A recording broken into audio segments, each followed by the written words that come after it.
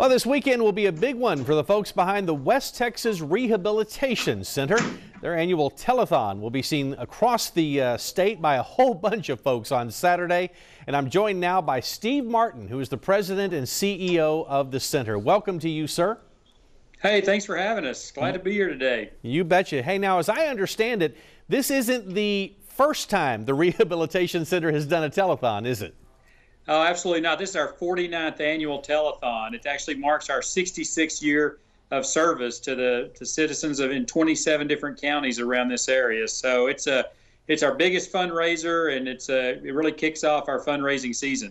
Now, you mentioned the 27 counties, and for those who may not know, you do have several locations in West Texas, but you really don't limit yourself to a certain geographical area when it comes to those you serve.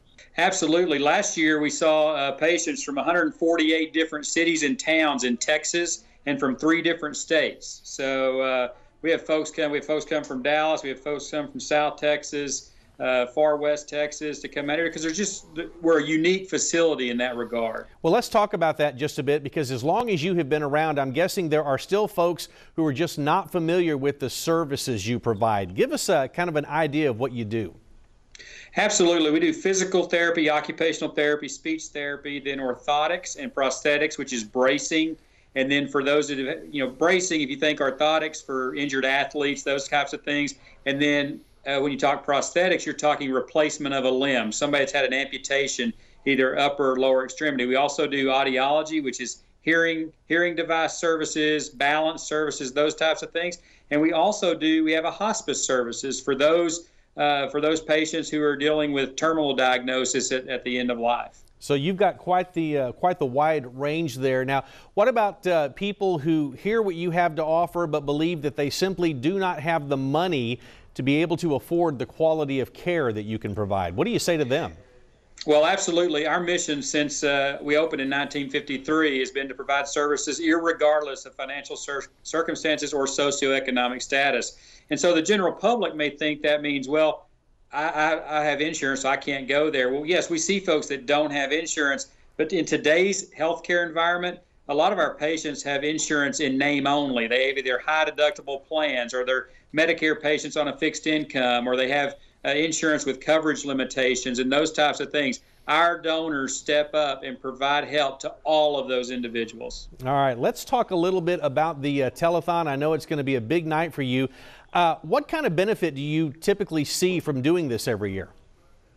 We actually, our goal is to raise $1 million on Saturday night, which goes directly back to our patient care. We have sponsors like Capital Farm Credit and Black Plumbing and Maverick Saw Cutting and Core Drilling that come in, and they kind of underwrite parts of the show. So all the money raised that night comes back to our patients. And we're challenged every year between our foundation and our fundraisers of raising millions of dollars in what our patients need versus what's actually reimbursed and paid for.